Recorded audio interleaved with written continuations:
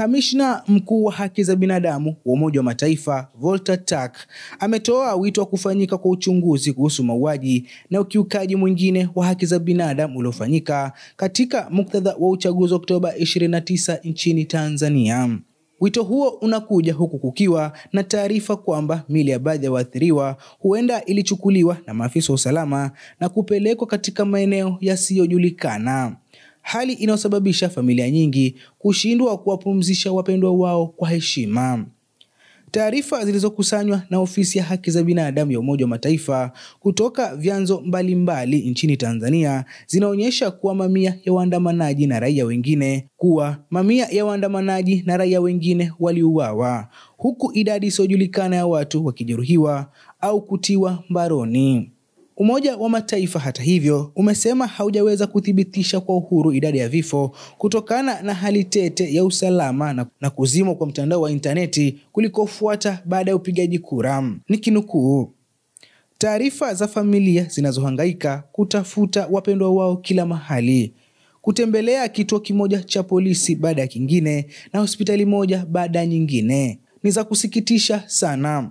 Natoa wito mkali kwa mamlaka za Tanzania kutoa taarifa kuhusu hatima na mahali walipo wale wote waliopotea na kukabidhi miili ya waliouawa kwa familia zao ili waweze kuwapumzisha kwa heshima, alisema Turk. Kuna pia taarifa za kutisha kwamba maafisa wa usalama wameonekana wakiondoa miili kutoka mitaani na hospitalini na kuipeleka maeneo yasiyojulikana katika kile kinachoonekana kwa jaribio la kuficha ushahidi. Kamishna huyo mkuu wa haki za binadamu wa Umoja wa Mataifa amezitaka mamlaka za Tanzania kufanya uchunguzi wa kina, wa wazi na wa haki kuhusu tuhuma hizo nzito za ukiukaji wa haki za binadamu na kuwawajibisha wote waliohusika.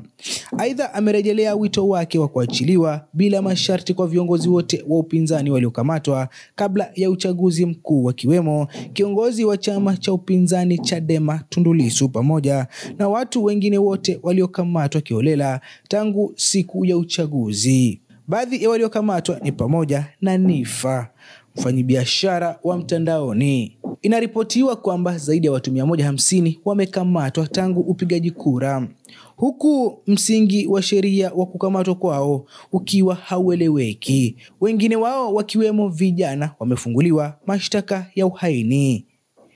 Nikimnukuu, ni muhimu kwamba wote waliokamatwa au kuwekwa kizuizini kwa tuhuma za jinai wafikishwe mara moja mbele ya afisa wa mahakama na wapate fursa ya kupinga uhalali wa kizuizi chao. Wote walioko kizuizini lazima wapatiwe haki kamili za mchakato wa kisheria zinazohakikishwa chini ya sheria za kimataifa za haki za binadamu, alisisitiza Turk.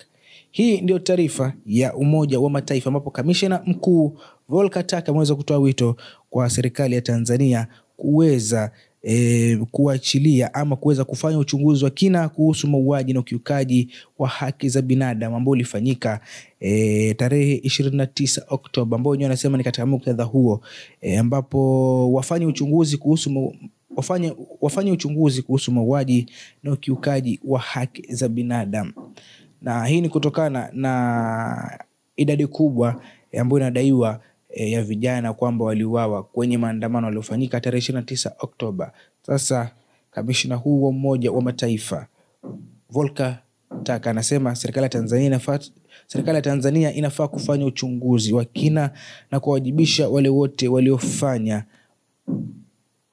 ama walioua ama waliokiuka haki za binadamu hizi. Lakini pia ametoa wito wa serikali hiyo pia kuweza kuachilia viongozi waliokamatwa kabla ya uchaguzi wa tarehe 29, ikiwa ni pamoja na kiongozi wa upinzani Tundu Lissu ambaye kwa sasa anaendelea kuwa kizuizini. Lakini pia vijana zaidi ya 150 waliweza kukamatwa. Picha zimekuwa zikienea kwenye mitandao zikionyesha baadhi yao, ikiwa ni pamoja na mwanamitandao maarufu na mfanyabiashara Nifa Godwin, ambao huyu aliweza kukamatwa na wenzake 94 na kufikishwa mahakamani kwa mashtaka ya uhaini. Sasa kamishna huyu ameweza kusema pia hawa waweze kufikishwa mahakamani mara moja na waweze kuruhusiwa kujitetea na haki iweze kufanyika. Sio kuna maoni gani kuhusiana na taarifa hii ya kamishna wa Umoja wa Mataifa ambaye ameweza kutoa wito kwa serikali ya Tanzania kwamba wafanye uchunguzi mara moja na kuchukua hatua madhubuti kwa wale wote waliokiuka haki za binadamu katika muktadha wa uchaguzi wa tarehe 29 uliofanyika nchini Tanzania. Waweza kutochea maoni yako.